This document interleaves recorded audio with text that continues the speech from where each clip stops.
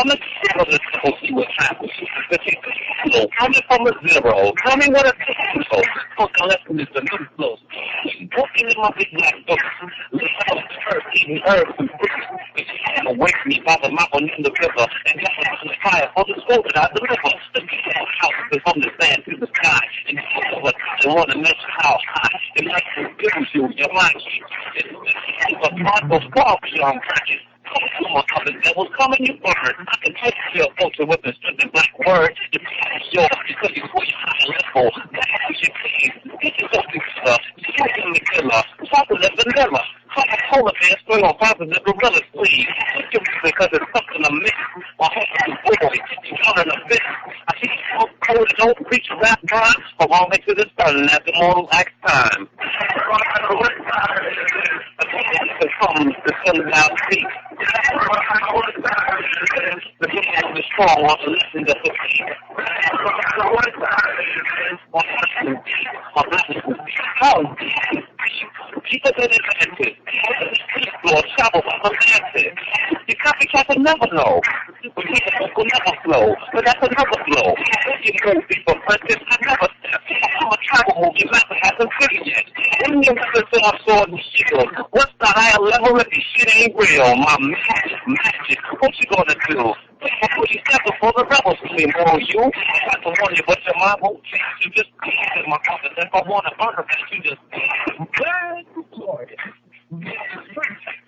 By the president, as a preacher, we can't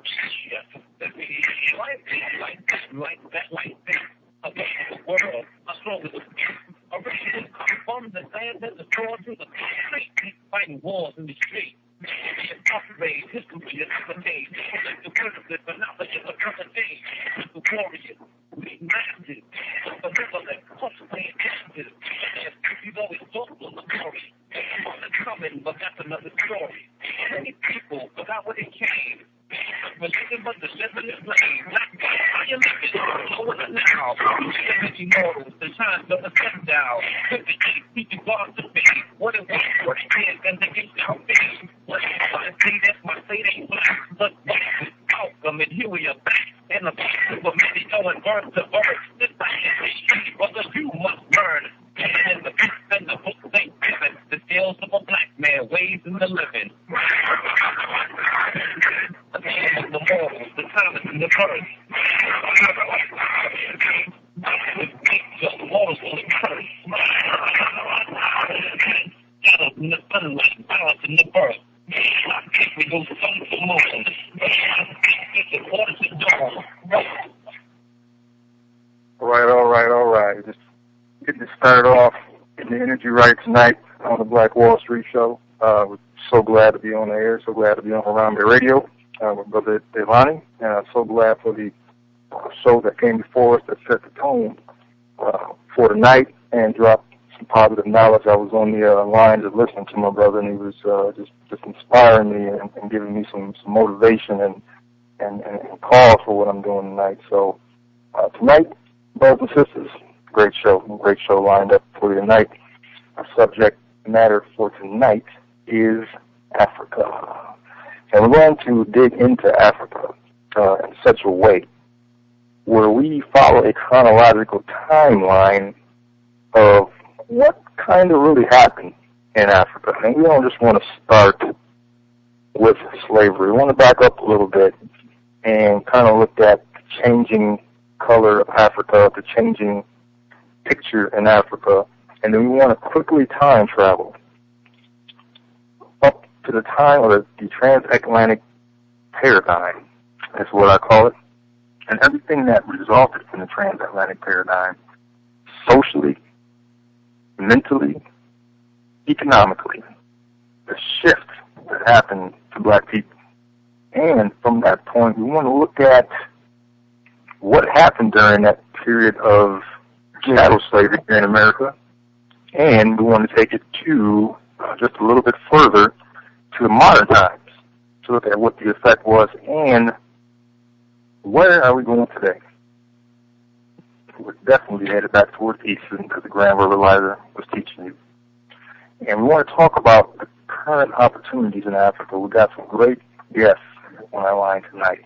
I'm definitely honored to have my brother with me on the show, Mr. Jonathan Sinclair, who is the president of Black Wall Street, so he's definitely going to grace us with this beautiful mind tonight. Also, we're expecting to have Brother Khaled Genesis on the line tonight. Khaled is an entrepreneur who, when I tell you the brother loves Africa, it's in his DNA. He's destined, according to what he tells me and from the way I interpret it, is that he's going to go back to the earth on that soil. So definitely an honor to have a brother on tonight, and we do hope to have another brother on tonight, and if he's not able to join us for personal reasons, author Shaka Dolo was scheduled to be on the show tonight. Shaka is the author of a couple wonderful books on the Genesis of the Bible, and much beautiful, great history. And also, he also has a book about black marriage and relationships. The unique thing about Brother Shaka is that he was born in Liberia, and he grew up with an upbringing that I think that we will find very interesting. Because he once told me a story about the people that went over the river. And his grandfather used to tell him that story. And he never understood the people who went over the river. He said it wasn't until he got to America, and he was in college, well into college, that he finally figured out what his grandfather was talking about. His grandfather told him some people had left or were sent away and went over a great river, but one day they were coming back. So a very, very moving story about that. But what that does is kind of give you the perspective of kind of how we were lost from that continent. And we want to hear from Shaka what the perspective of the African black man is in Africa, of black people in America. What did they know about our transatlantic voyage? And what reaction was going over there? Was it even talk? Was it like, oh man, people left here by the thousands on a boat? It's like, where did they go? We kind of wonder, what was the conversation? Or why didn't somebody come and get us? So we hope to have Brother Shaka on, but as I said, I want to give him an introduction anyway if he's able to make it on tonight, but if not, no problem, because we have enough powerhouses to keep us more than busy tonight. Okay? So I want to go ahead and introduce, first of all, I'm going to introduce Brother Jonathan, and as soon as I bring the live line, the line live. And for those who are listening in on HarambeeRadio, you've probably been on it before, and if this is your first time on HarambeeRadio, if you're calling in, on the call-in number, 805-309-0111, and then you dial 840-360#. And when you dial that, once I unmute the lines, you're live on the Black Wall Street Show. And I like that, because you get to call in, and it's not a thing of whether you're going to be on the line and guessing if I'm going to get to the comment or something. You're live, and we're talking. But we just ask that you be respectful of the show format, and you definitely will have time with the comments and questions and so forth. So with that said, let's go ahead and open up the lines, people. Hello? Yes, sir. This is College Genesis. How's it going, brother? How you doing tonight, Brother Tyler? Brother Jonathan, I got you on there? I'm doing good.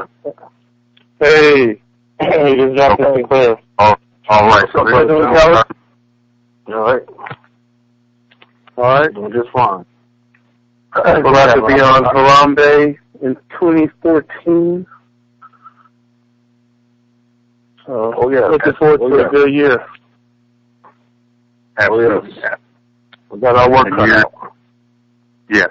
Oh, yeah, we definitely got our work cut out for us. This is going to be a big year. So, first I want Jonathan to kind of tell us what your role has been in Black Wall Street International, and what your vision of Black Wall Street International is in relation to black people in America and black organizations. Okay, that's kind of a complex question there, but I'll see what I can do. Well, my role is it's always changing. It's whatever the need is at the present moment. I've done everything from content creation, online videos, and counseling. I mean, but most of it has to do with creating strategic alliances, getting people together. If we can't unify, then let's, be in harmony with each other. Let's cooperate. If we are not cooperating, we're automatically in competition. There's nothing in between. So I see my role as, just being a part. I'm a small part. I don't have a big ego, and I realize that this effort that we're part of is a much greater effort than any one of us, and I see us all as small pieces of a larger puzzle, and the whole game of it is to figure out, exactly how to pull that puzzle together, what pieces fit where, and just how to position us to be most effective. Because a lot of us, we have big, dreams, big goals, things that we want to do, but we have to figure out how to work together, what the short-term things are that we need to do, what are the long-term things that we can build towards, and how to get the people involved, because if we can't get the people behind us in support of what we're doing, then it doesn't matter, how great my ideas are, doesn't matter how great Kala's ideas are, and trust me when I say this man's ideas as far as Africa, I mean, it's a lot of people don't really understand Pan-Africanism, and they look for almost like miracle solutions or whatever. They just want to, we need to go over there and do something or whatever. But they're not sure exactly what we should be doing. And Kala is one of those people that knows and understands exactly what we're supposed to be doing and can kind of give us a roadmap of here's what we need to do right now, and here's what we need to be building towards.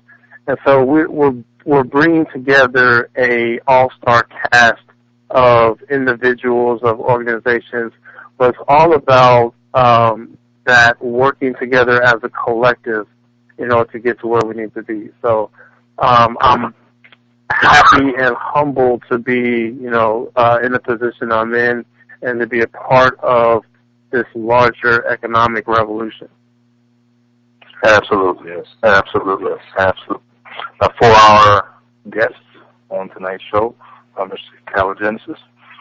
Tell us a little bit about your life experiences, Kala, that brought you to create the Kala Nation, and then give us your vision of what the Kala Nation is all about. Okay.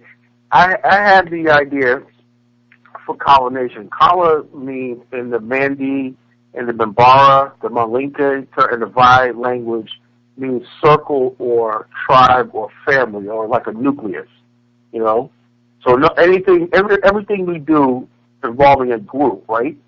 A state encompasses what? Cities, counties, smaller groups, smaller networks. Your family, it goes right down to the family, and even in the individual inside of a family, you're constantly battling yourself, but you know how to put yourself together. Families fight against each other and everything. That's how molecules and everything disrupt each other. You got positive energy, negative energy, but it still gives out energy, That's a family unit, okay? Take a family unit, then you extend out the family unit. What do you have? You have a community, okay? Community, you have your city, you have society, all those things. What I meant with Kala was that everything starts with a core. We're all individuals. We all have our little families and everything, but we're all connected together, okay? We could all be individuals. We could have Black Wall Street. We could have Kinetic Pipeline. We could have all these groups and everything, but we're all interconnected with each other because our energies feed off each other, okay? So I had the idea of Kala Nation, right? I said, what if we had an idea that we can take what's good, right, out of all the experience we had from Africa, from America and everything, absorb what's good, and get rid of what's bad, okay? Be pragmatic evolving, ever-changing, and do not be stuck on one single thing, okay? So when I basically had the idea for colonization back in the mid-'90s, okay? I tried to launch it down here in Virginia, and people really want to feel it. I was downtown the Million Man March and everything, and I was disappointed how that turned out and everything. I saw the people, and I saw that Black America was being controlled by the media with this hip-hop and all this stuff like that. So I became very, very withdrawn. I kept the belief inside of me, right? And I saw even Farrakhan and all them, Russell Simmons and all these other people. So I said, there's something wrong with our culture. Why we keep going backwards? Okay, why are we not connecting with our roots? Why are we not connecting with Africa? All these things I know that we can actually do. All the stuff you see us doing now, I knew one day this was going to happen. Okay? So basically I was drawn and I stayed to myself.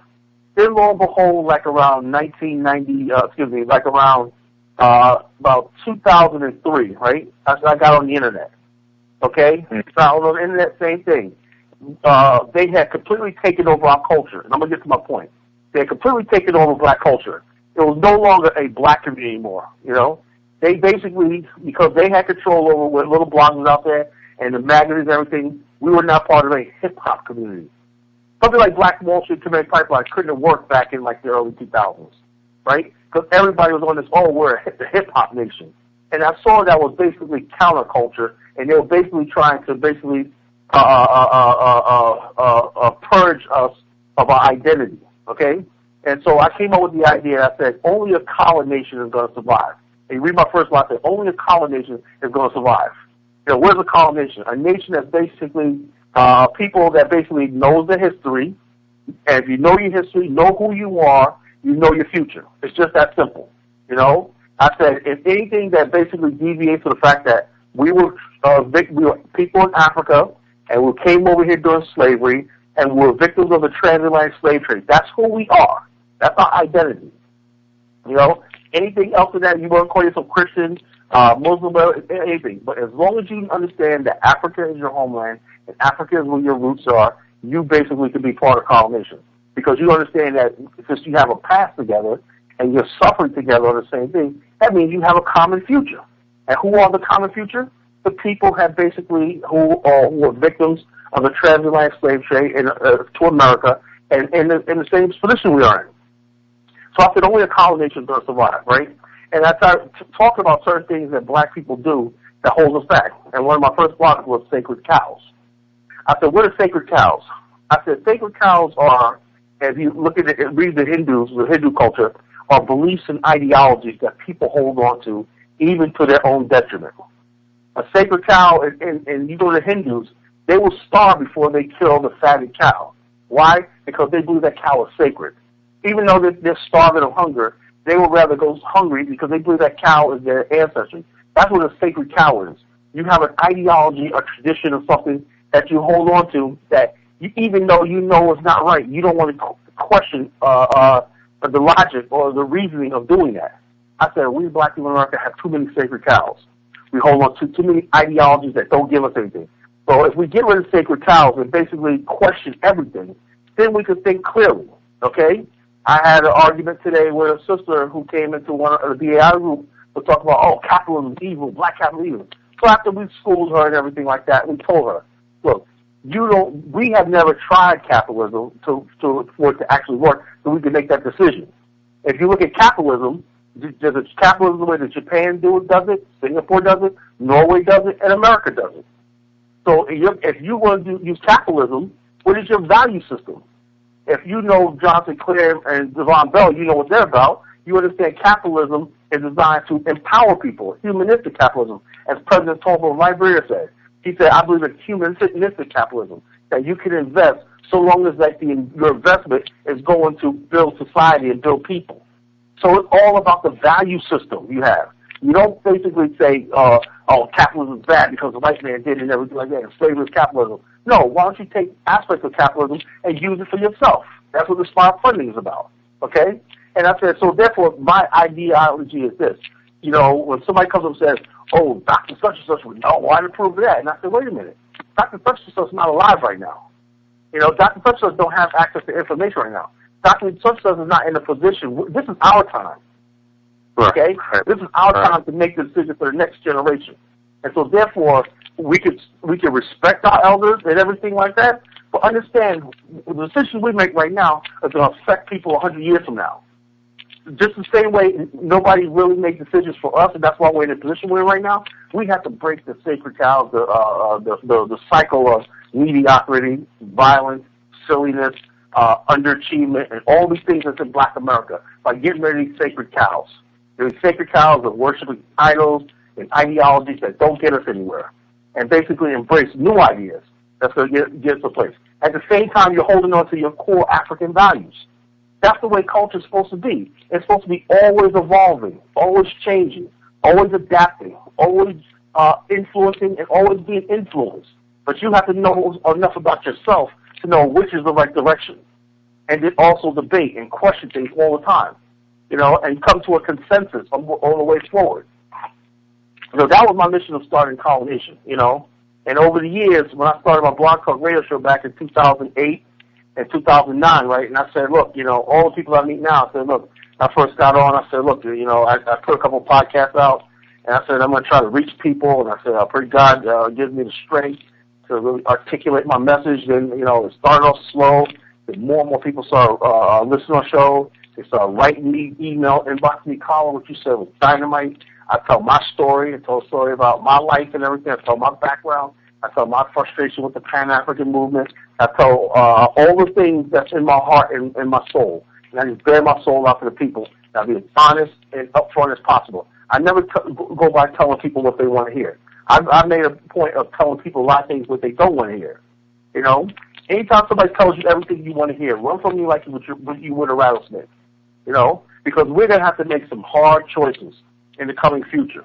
And we're going to realize Pan-Africanism, it's not going to be a pretty road. It's not going to be all a bed of roses and a bowl of cherries. There's going to be some hard decisions that we're going to have to make, and some hard things realities we're going to have to face about America and Africa and everything in the world today. Because we've been sheltered in America so long, and we've never had to deal with the outside world. Now we're going into the thing where we have to stand up like men and women and basically tell the world, this is what we are, this is our claim, this is what we're going to do, and we're not going to back down because we have a right, like Marcus Garvey said, I'm a man and I demand a man's chance in this world. So that's where I came from with Colin Nation. And that's what I basically live my principles by. I'm a man and I deserve a man's chance in this world. That's why I'm so proud of these two brothers, Devon Bell and John Sinclair. Because they're men, and they're demanding their chance of a man as well. And I will defend these brothers to the day I die. I'm really, one of the key things that you were talking about, Carla, was the principles. Because, like you said, too often we blame, certain things on, just because, white people did it is bad, is wrong, is whatever. But if you look at the way that they actually operate, it doesn't matter what they do. They could be doing communism, capitalism, social, it doesn't matter. Because they use their legal system to basically change the rules, hide the immorality behind it all, whatever corruption they want to do, they do it. You know what I'm saying? So they make everything look bad, even if the concept, in essence, is okay. Not saying that I agree with all the, but it kind of goes back to that, the Bruce Lee thing too, is where, you learn all these different styles and you take what's good from all of them, but don't get tied into this, traditional styles and influences. He's one of my biggest influences. I'm a martial artist. I studied Bruce Lee for years, since I was a teenager. Read all his books and everything like that. Absorb what is useful. And I use yin and yang approach to thing. I take yin and yang and merge that and Taoism, and I merge that with Pan-Africanism. And I said, absorb what's useful, right, and get rid of what's useful. And always change, always adapt. Just like the clouds in the sky, the wind, the water. Water's never the same. Clouds are never the same. Wind never blows the same. So therefore, our approach to life has to be different. Always vary, adjusting to the circumstances. Question everything, and it make sure we create harmony. That things go things. But when you have an ideology I can't do that because this, that's not exactly what Dr. Such wrote in the book. Right. Backwardness. And a lot of the martial arts styles emulate nature. They emulate different animals. They emulate, wind, water, earth, fire, earth and fire, wood, metal. And so if we look at economics, and other things that we need to do in order to get free, you know what I'm saying? We also have to learn how to emulate nature. Because nature does exactly what you're talking about. It adapts. It is, it changes with the environment. One of the things that I really looked at when I was creating one of our first videos to kind of talk about the strategy behind Black Wall Street, I was looking at the water cycle. If you think about how water flows, and then you think about currency, the water has a current to it. You know what I'm saying? So when you think about how if you think about an arid climate, a desert, and how nothing can grow there because it's not getting enough water, we have that same issue in our community where we are not getting enough water because our water is always being drained from underneath of us. We got some kind of underground drainage, so whatever water drops on us, it just leaves. It goes far away. But in a closed environment, that water would come down, feed the plants, evaporate, go right back up, and come back down. And there's a cycle where you're being replenished, and everything is growing together. So we have to create that. Yeah.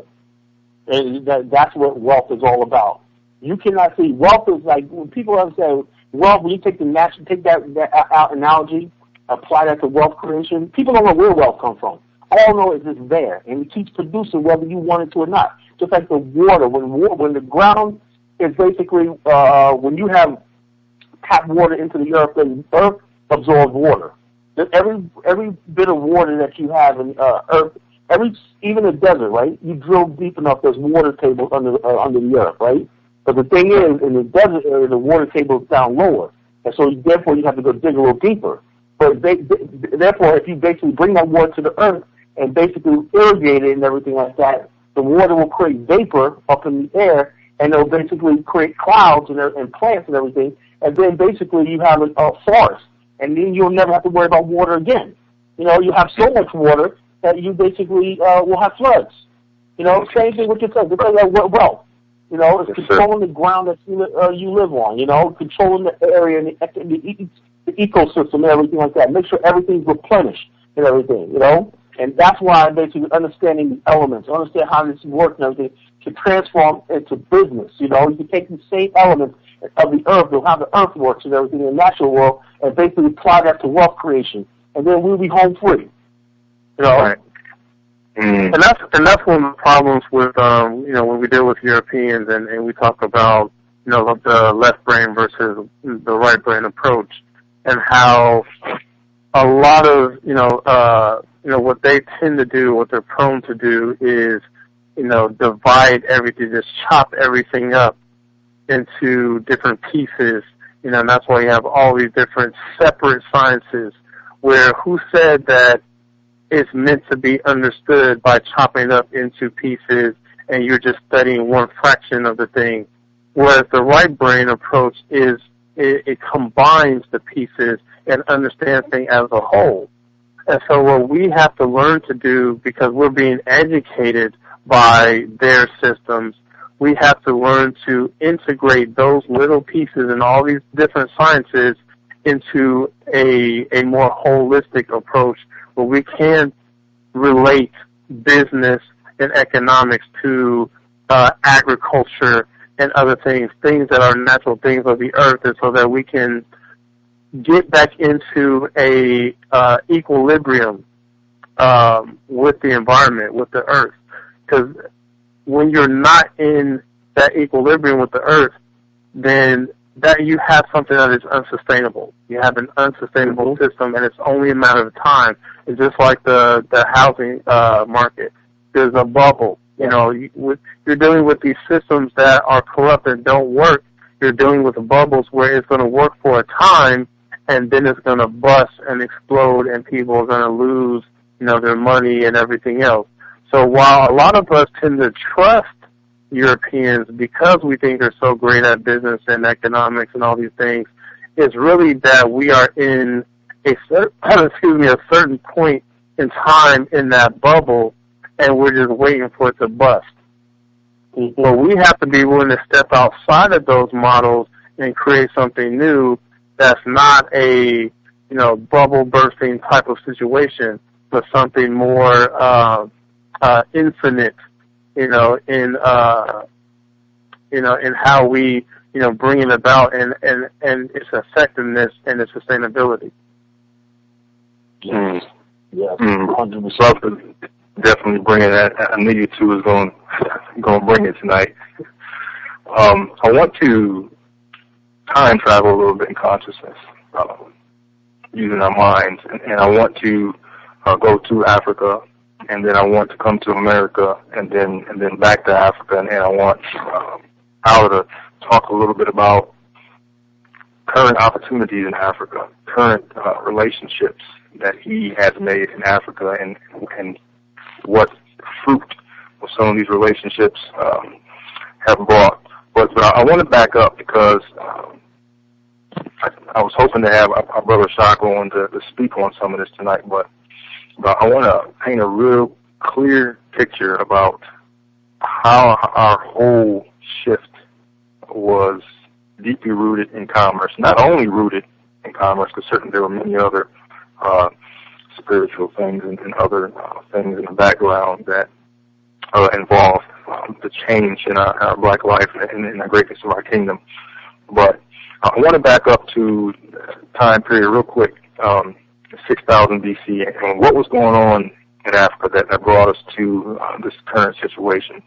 Basically, you have a lot of wars going on in Africa, and the main root of these wars were taking place around ancient Kemet, what we call Egypt, or the Egyptian-Ethiopian Empire. You had invasions going on from European and Eurasian groups.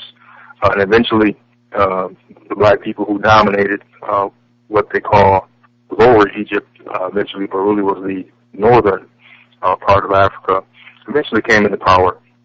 And you started to have the lighter-skinned Egyptians that you see on TV, Captain Hepburn, and so forth. And the blacks, our people, were pushed further south, just as you see it today with the wars in Sudan and so forth, where you see the darker of our people in the southern regions and then in the lighter in the northern region. So at this time, much of our science and priest class, knowing this was coming and involved in these wars, they fled to many places throughout Africa.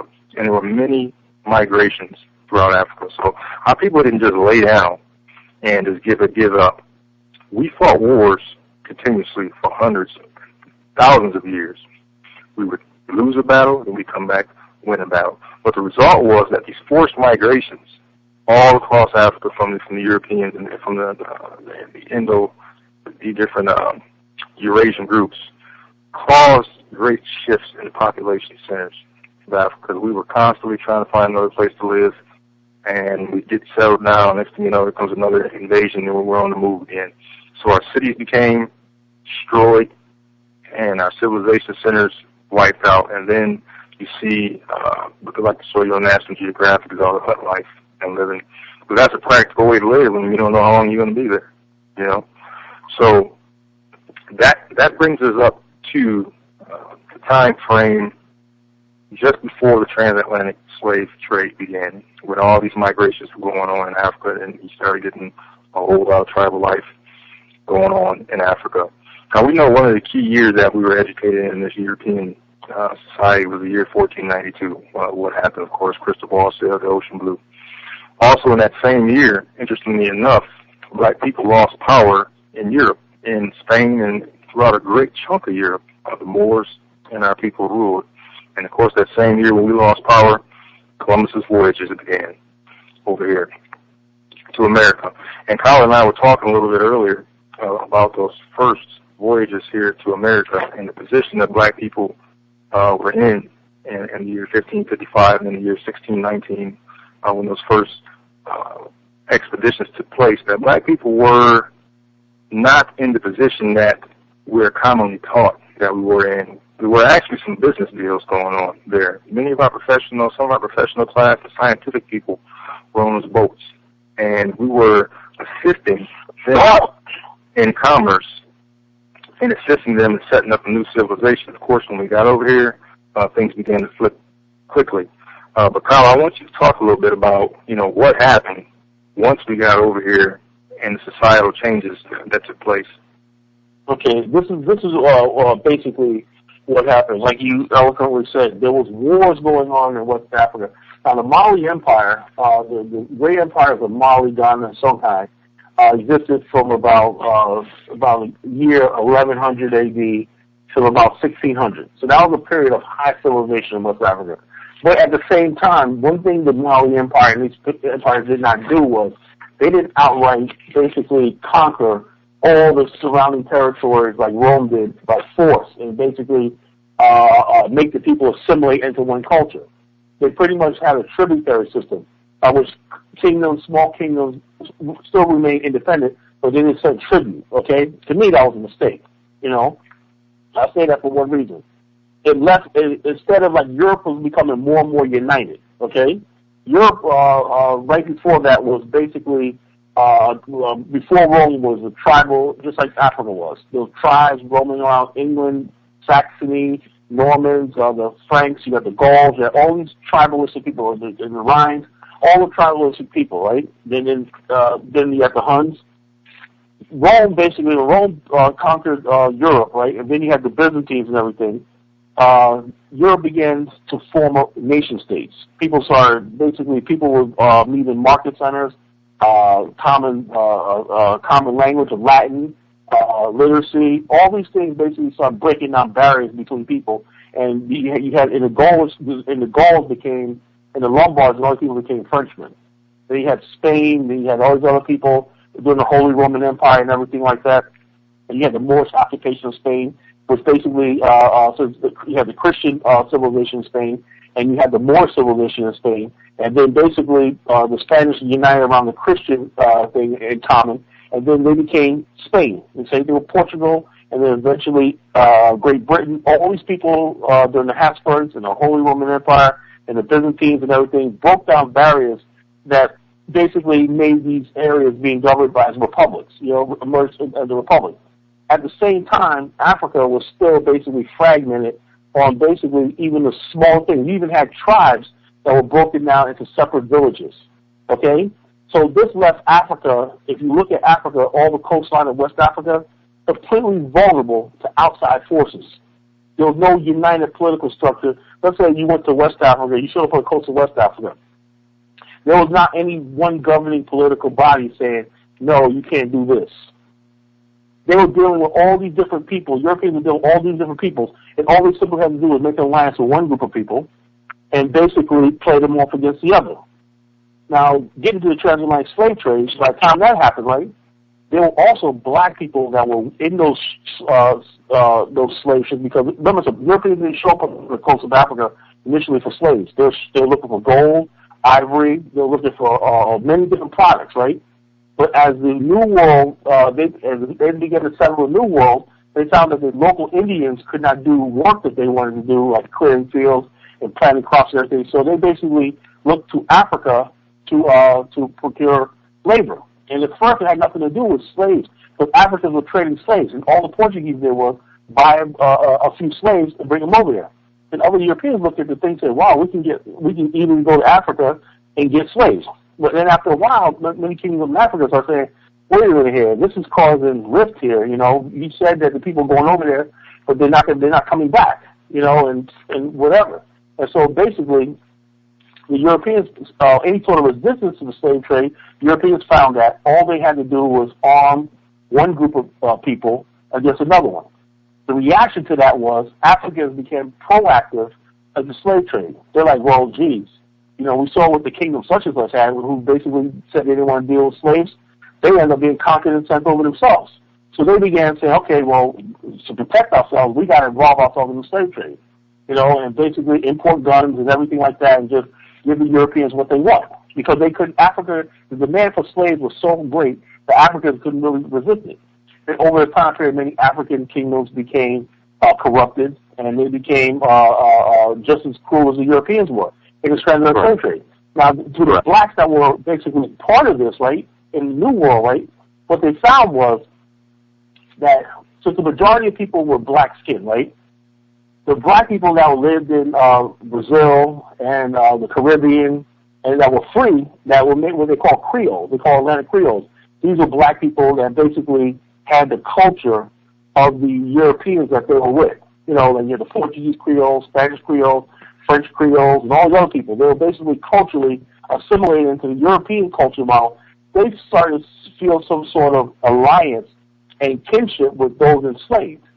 And then the Europeans began to get, over the time period, began to be threatened by the number of black people that were basically, who first started off as slave traders themselves, slave catchers, slave makers and everything. They began being threatened or suspected of the loyalty and of the black people that were living in the New World.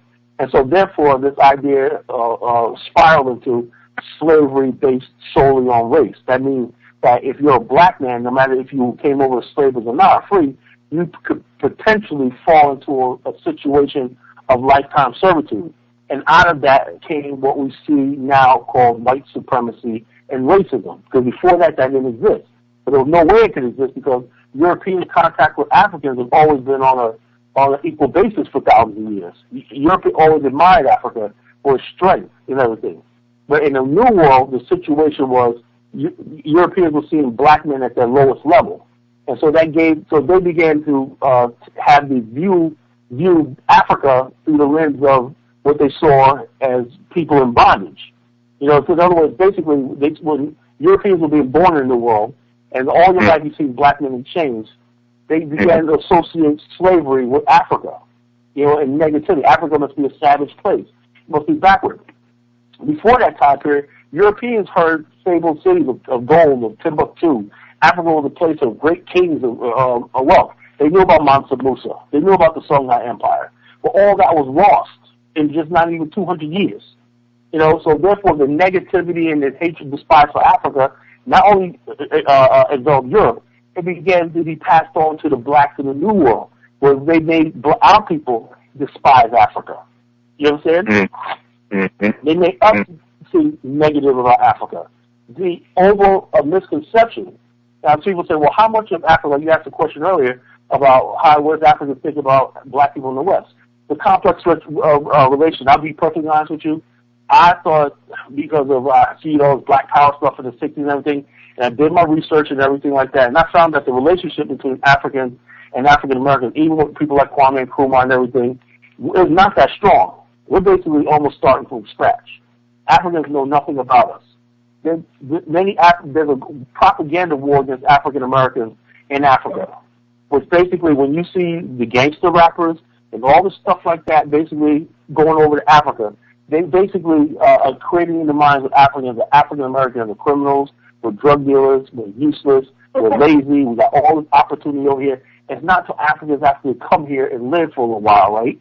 And they lose their African accent and they exotic. They start saying, wow, America's a messed up place. I got pulled over by the police or I got fired from my job for something I didn't do. And I talked to a lot of African brothers that lived here for a while. They're like, well, geez, man, I'm just a black man in America. I didn't think like that when I first got here. I was taught that black people in America were lazy and everything, But I see now that, that white people control everything. And if you're not basically one of them, you don't get to the top. There's a glass ceiling, And so that's basically one of the complex relationships between Africans and African Americans. It's all rooted in slavery. We have never basically solved this problem. There's misconception between the two. And so that's my challenge, Yeah. They have to know who we are. We have to know who they are. Beautiful, beautiful. That was excellent scholarship you put forth there, brother. So now that you have given us a view from the east to the west, in just a moment here, we're going to take a look back from the west back to the east, and where we're going. But I wanted to say real quick, if there are any other callers on the line that want to make a comment as we're getting close to the top of the hour, now is the time to do so. If anyone wants to say anything, please feel free to do so. Any questions or comments on the line?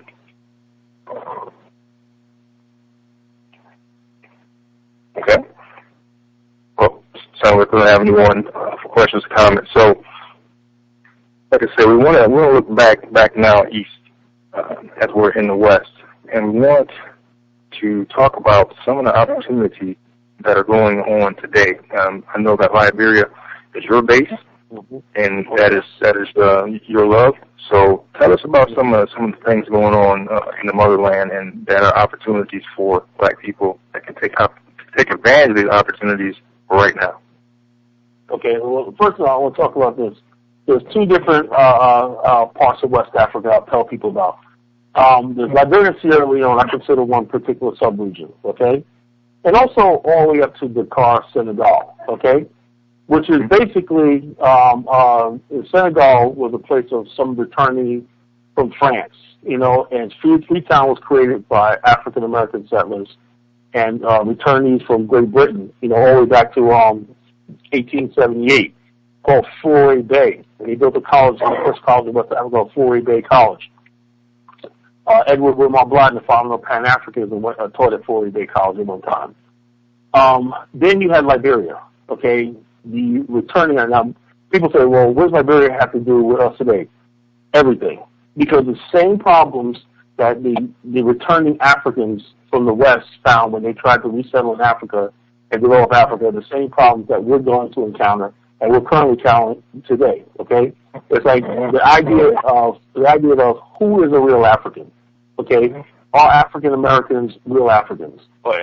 Some Africans will say, well, African Americans aren't real Africans, and some African Americans will say, well, we are Africans. We just basically have a different way of seeing the world, which is true. If you look at the coastline of West Africa, the cities on the coastline of West Africa, particularly Monrovia and the cities in Liberia, what you see is a panoramic view. If you look at it from a panoramic viewpoint, you almost see that Liberia is a colony of Black America. The cities look exactly like they would in the 19th century South in America in the 19th century. So therefore, Liberia is definitely an African American invention. Now, as far as doing business in Africa, doing business right now in Africa is very, very good. But like I said, here's a trick here. Here's a very tricky, and we listen to this very, very carefully. Okay, many Africans, unlike African Americans, right? They do not have the same view towards white people and Caucasians that we do, okay? One of the main reasons why there's colonialism and there's basically tensions between African groups and everything is the presence of white people in West Africa. These European missionaries, stuff like that, they keep tensions between African groups. And I studied this. And I basically busted a few of them outright. I snuck into a Facebook group, and I was basically found, I caught these white guys who were in Liberia basically talking smack about African-American businessmen coming to Liberia and stuff like that, trying to link them with some of the bad aspects of African-American returning history in Liberia. And basically I had to tell these Liberian brothers that these white people don't want us there because they want to exploit you, and basically, and we have a different view of the world. It's when we basically walk down the road and we see a 13-year-old girl in the lap of a white man, what would you do?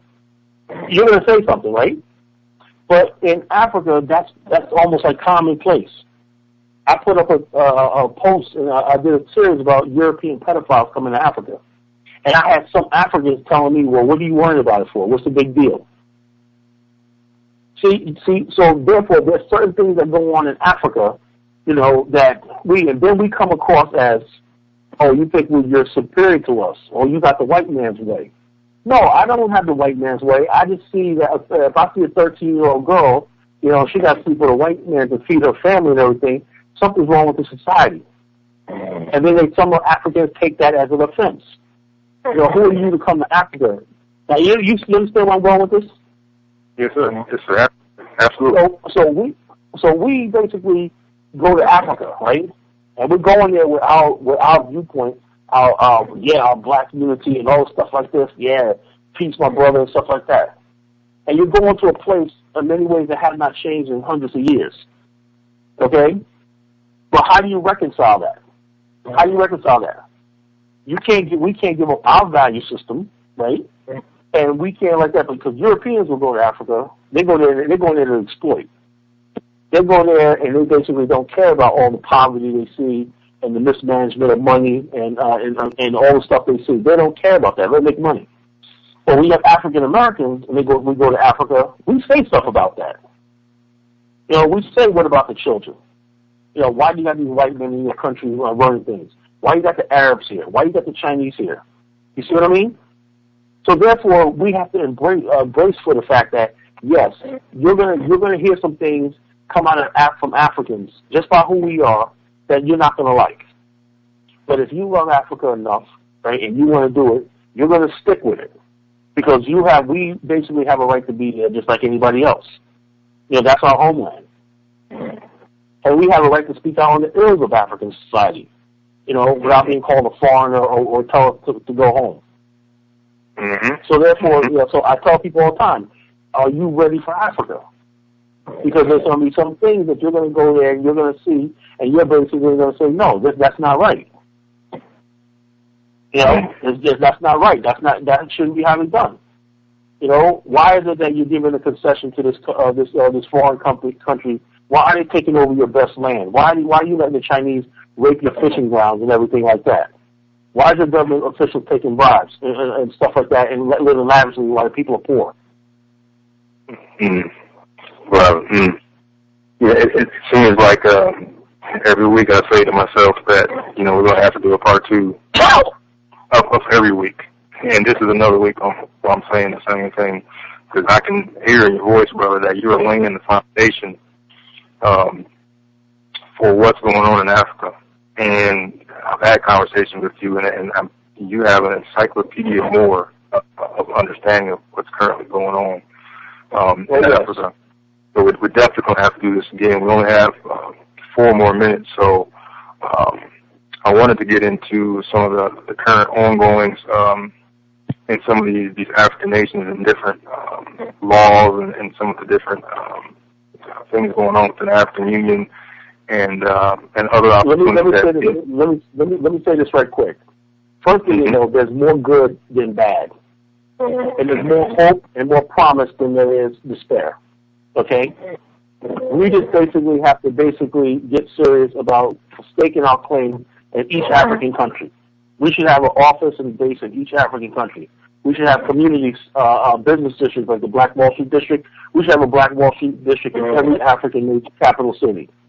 Okay? That basically shows our commitment to Africa. Okay? Well, we have the Onyx Stock Exchange in the Black Wall Street districts and buying land, because I basically have the connections that we can get in Liberia, where we can get access to land, all the land we want. Oil fields, everything. The people that's in my group are now high-level people in the government and on the ground. So therefore, like I said, we can use Liberia as a base of operations. We can branch out and springboard into the rest of the continent. But we need that one particular country. That one particular country that we can basically put roots down in. And so basically we have a history with Liberia. So there's 2 parts of Africa. There's the Africans that basically, the African coming to America, and then there's the return. This is part of the return. The return to Africa has been going on since 1787, and it still continues. Those African Americans settling back in Africa all the way up into the 1980s. People don't know that. But people still settling in Liberia to 1980. Okay?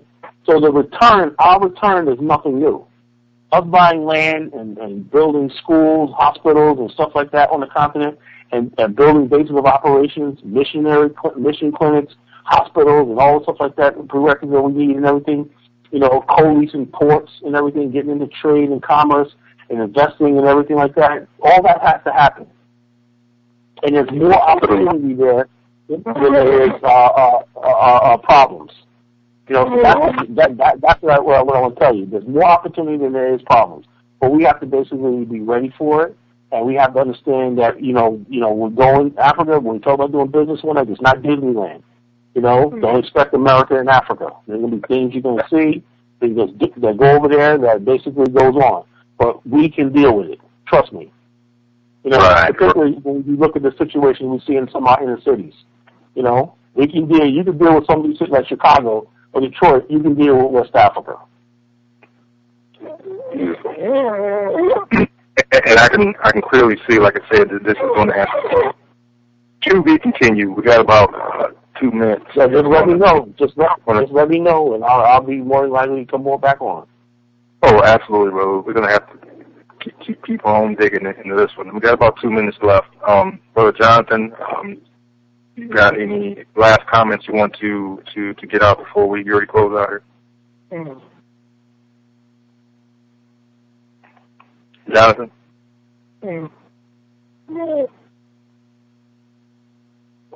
So we may be having some volume difficulties from Jonathan. Signal coming through broke up, brother. Okay, no problem. Your signal's coming through broke up, brother. So that is pretty much going to get ready to close out the Black Wall Street Show for tonight. If you have any questions or comments on the show, you can hit me at Brett at blackwallstreet2.com. That's BRETT at blackwallstreet2.com. Brother Cal, you want to give us your contact information, website, email, so forth? Okay, you can call. You can contact me at dmcala@yahoo.com. It's DMAKALA@yahoo.com. So you can go to my radio show, which is www.blogtalkradio.com/colonation. One word. That's www.blogtalkradio.com/colonation. Or you can go to my website at www.colonation.blogspot.com, okay? And you can get updates, or you can hit me on Facebook. Just put in Kala Genesis, 2 words. Kala Genesis, 2 words on Facebook. And you can get my updates. You can hit me on Twitter. And if you want to talk to me, send me a friend request. I'll be more than happy to link up with you and give you my thoughts. And I have also the Association of African Americans for Liberia organization. So hit me up on Facebook. I'll link you to that. We have an ongoing movement with Liberia. We're building with Liberia. That's another key point. We're building with Liberians, okay? I have friendships and relations established with Liberians, okay?